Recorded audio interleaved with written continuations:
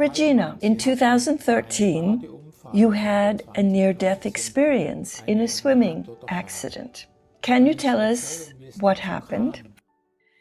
First off, let me elaborate on the backstory and to this near-death experience. It actually happened in the Atlantic Ocean off the coast of Brittany, which was always my dream destination. And I was there in 2013 with my then boyfriend and his children. He was a widower.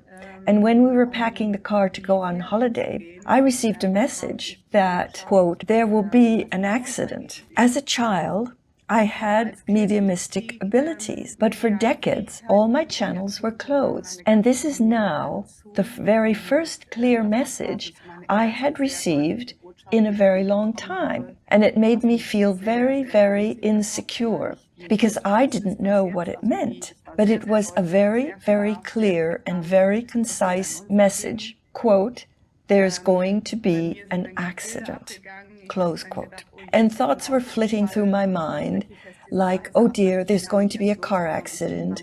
And how do I call a halt to this journey right now so that we don't even set off and so that no one's life is endangered? I still feel uneasy when thinking about it.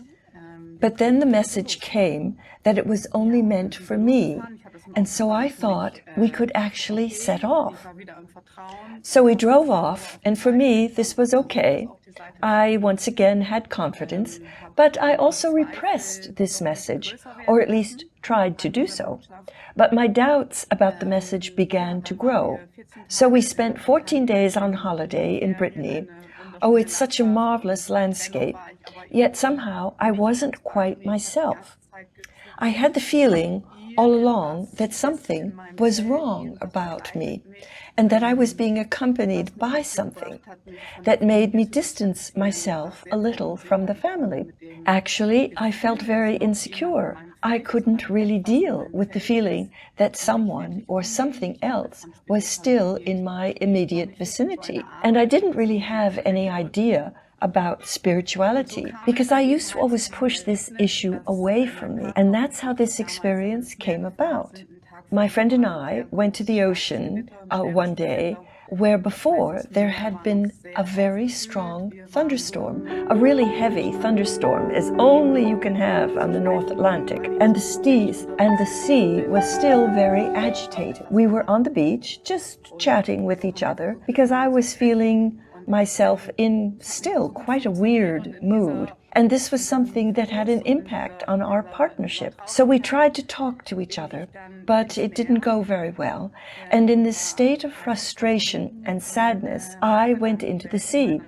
And I was just simply lost in my world of thoughts. I'll call it a thought bubble, because I was really enveloped in a thought bubble and didn't notice much of what was going on outside of me. So I went into the water, and on the other hand, this is something I didn't think about, so I was drifting further and further out to sea. And I have no idea how long this thought bubble dominated my mind. At some point, something changed about the water around me, and I became startled. And suddenly I was back to my senses, and I realized how far out to sea I was. I was behind the waves, so to speak. If you know a troubled sea, big waves are at the shoreline, and behind them it's a bit calmer.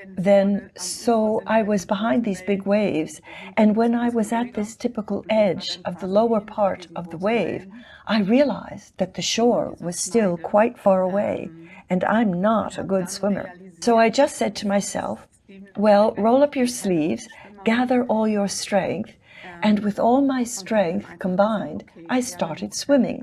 And then I was swimming and swimming, thereby being tossed upwards again and again by the waves. So I was catapulted upwards with every wave and then pulled back by the same wave. And at some point I realized that I wasn't moving forward at all. So I couldn't even move from the spot because every wave tossed me upwards and then just pulled me back again. So I actually didn't move from the spot. Well, there was a huge noise and it was incredibly loud and the waves were 2 meters high. And at some point my strength left me because I was pulled down again and again. And so I was somehow flung down down and then flushed up again. In the latter position, being able to gasp for air again for a moment, then I went down again. And it all was hugely stressful. Well, at some point I realized that my energies were failing me and that I was stuck, and also that I needed help because I couldn't do it anymore on my own. And this was a big step forward for me, indeed, realizing that I now had to call for help in order to draw attention to myself. And that's what I did. I was screaming at the top of my lungs, and there was a woman about 15 yards away from me, and this woman was on a surfboard, and I really screamed as loudly as I could. So I kept calling to her, but because of the roaring of the sea, she couldn't hear me. This was impossible. She just couldn't hear. And also, as for the people on the shore, whenever I was on the crest of a wave, I could see the people on the shore, but they in turn couldn't see me. Well, none of this worked. And the woman didn't hear me, and the people on the shore didn't see me, and my strength was at an end. I had no more energy, no more strength. I couldn't even get my head completely out of the water. The only thing I could do was to stretch my neck in order to get some air. And then I actually was aware that I no longer was able to manage the situation. At some point, this was very clear to me, so I realized that I couldn't do it anymore.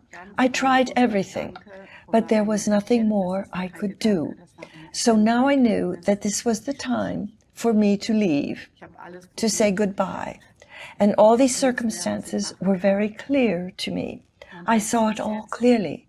So I had clear insights, clear thoughts, and I just simply took a clear decision. I would either drown or just carry on as before, the latter being very, very painful and torturous as well. It was clear to me that if I continued letting the waves pull me down, wash me through, and then catapult me back up, this death struggle would be very challenging then.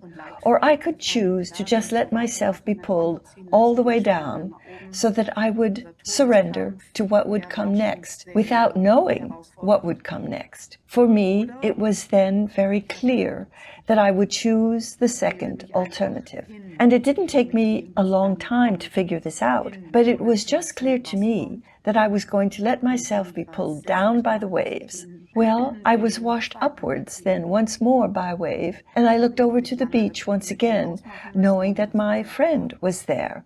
Then I said goodbye once more.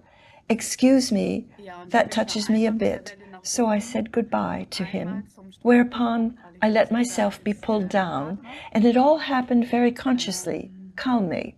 There weren't any emotions involved. Only saying goodbye was emotional. But the sliding down was then very, very easy. So this transition was so easy, and I found it easy to say goodbye. And now I am ready to let myself be pulled down. Whereupon I then let my body go completely limp, so that I was pulled down without any resistance. And it just simply pulled me down. And at that moment, I had already left my body. And in that moment, there was an absolute divine silence. That's all I can say. There was just peace. There was such a deep calmness.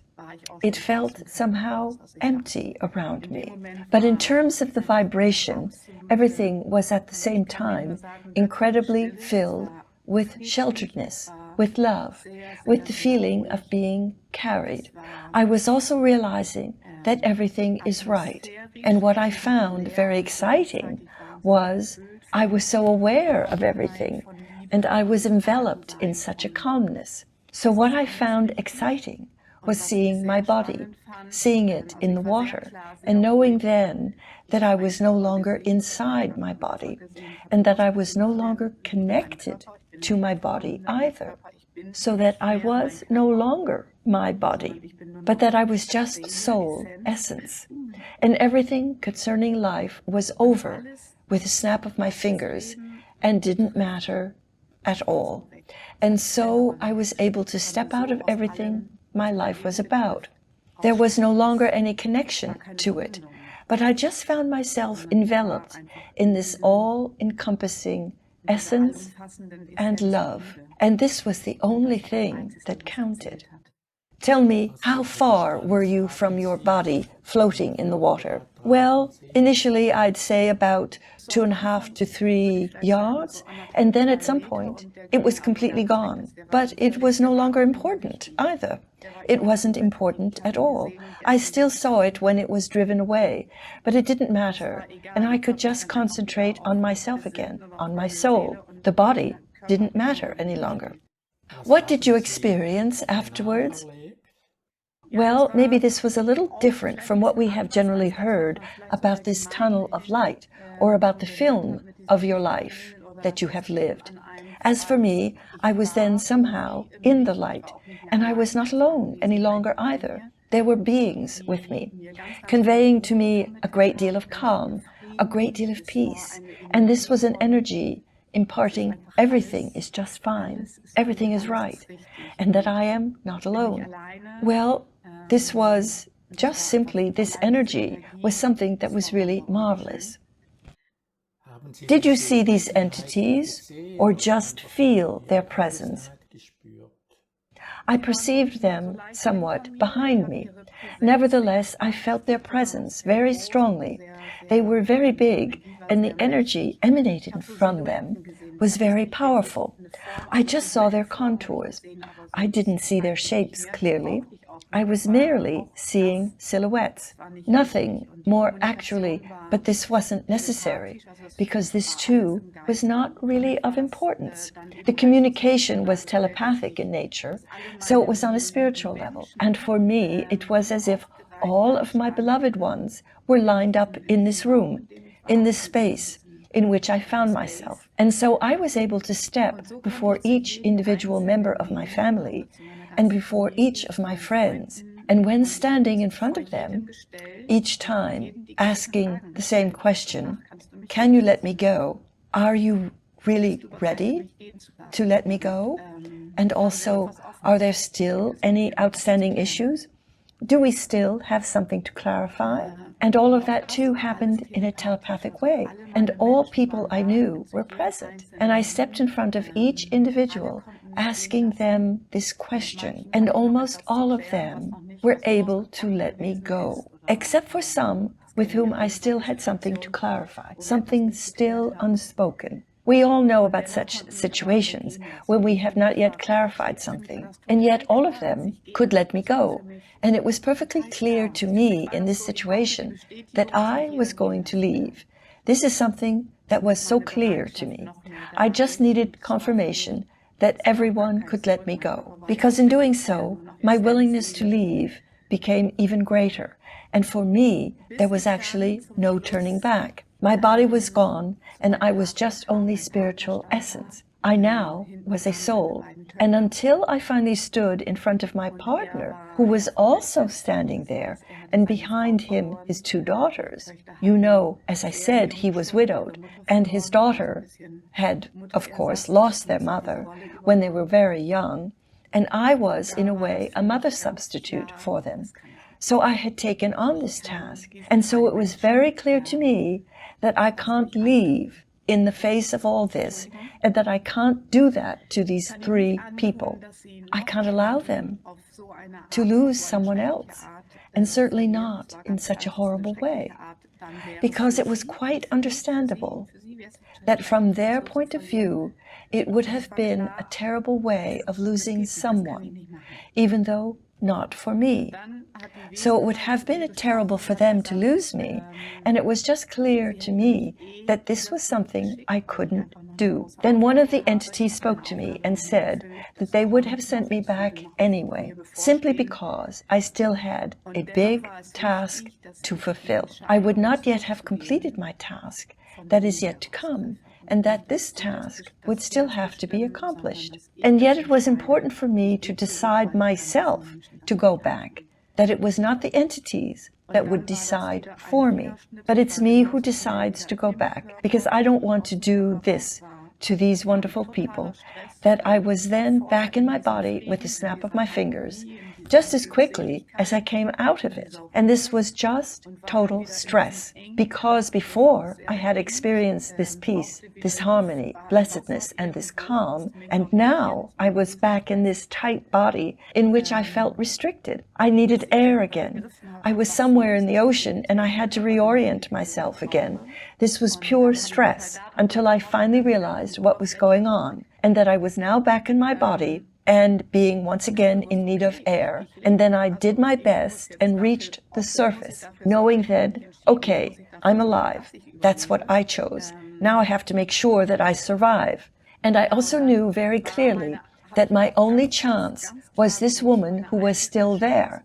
She was next to me. I had been looking for her, and she was still there. And I was very well aware of the fact that I was still very weak and that she was my only chance, because I couldn't manage all this on my own, because the people on shore still didn't see me. So this woman was the only one who could save me, if I can put it that way.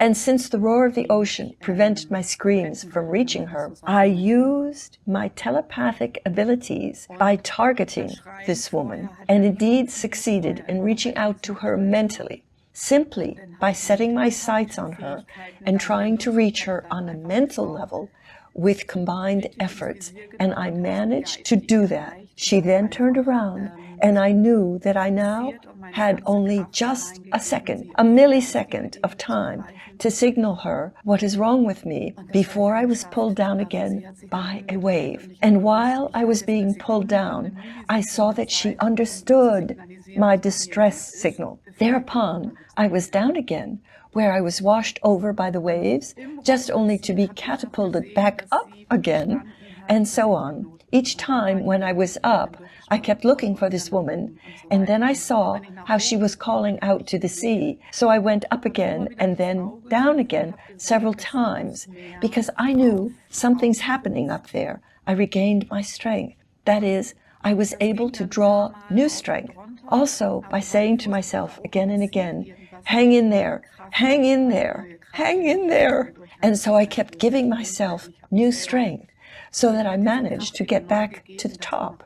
And suddenly, after being washed upwards and downwards again a few more times, the surfer was with me. The woman had alerted another surfer who had been out at sea, but it wasn't he that pulled me out of the water, but rather he made his surfboard available to me by moving backward so that there was some space for me to cling to his board. And this surfer then saved my life. He was the one who brought me to shore. You said that you said goodbye to all your loved ones. Did you see them each as a person before you? Or was it more of a mental farewell to each of these persons? It was as if they were physically present. I saw them as human beings before me in their physical bodies. The communication, however, was nevertheless a telepathic one. Everything happened on the level of telepathy, on which we were communicating. And this happened very quickly indeed, and was all very, very clear.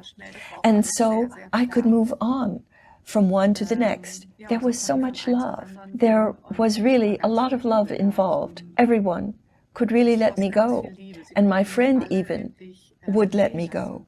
But it was my own decision to say, I don't want to go. And what was also noteworthy is that I actually still had to clarify something with some people, where it was very clear that this particular issue was not yet over, and that one or the other issue was still between us. And this was then also very clear, but without emotion, without drama, without any pain either. So it was just simply very clear. This issue is still unresolved. During the time then when I was back home, well, in the first week I completely withdrew. I cancelled all my appointments because I withdrew into silence completely in order to reflect on everything that happened to me and to find my way back to life. And during this time, I was dealing with these issues. So I contacted each of these persons in some way, and I clarified all these issues that were pointed out to me. And each of these persons was incredibly thankful that I took this step toward them. Regina, you also said that after this near-death experience, your senses expanded, or we might say your perceptions. Can you give an example or two of how this manifested? Well, there are different aspects. It's like, how shall I put it? One of these aspects is mind expansion, I'd say, and the other thing is a collective consciousness field. But we used to actually only perceive one single aspect of it. Let's say only things of one single spectrum of consciousness. But as for me, a larger spectrum of this collective consciousness field opened up, what is then referred to as an expansion of consciousness. And due to this fact, I have seen things that I couldn't perceive at all previously. And as for human beings, I perceived energies, but also when I was walking somewhere and when I was in the forest, I perceived the energy of the trees. I heard the animals very clearly again. And this was something I could already hear as a child. And as a child, I could talk to animals just as much as to people. But I lost this ability for decades, and now it was suddenly back. So I was able now to perceive the deceased again and to communicate very well with them. And they were then simply there. I felt their energies, and I also received messages. And over time, I have been specifically instructed by the spirit world to communicate with the spiritual world. And while communicating, I was taught to understand the world, or life, in a completely different way, and also living in a very different way. And so I was gradually able to conquer my fears, all my worries, and to look at life from a completely different point of view. And all these things I have actually been taught by the spirit world. And even today, I'm still being trained to understand things. And when I have questions today, I seek the spiritual connection and have it explained to me from the perspective of the spirit world. And this gives me a completely different view of life and a lot of trust in life. What impact does this near-death experience have on your life? Well, it really has completely changed my whole life. Because whereas before I had smiled a little at spirituality, it then became no longer possible after such a profound experience and such an encounter. And then I tried to come to terms with that.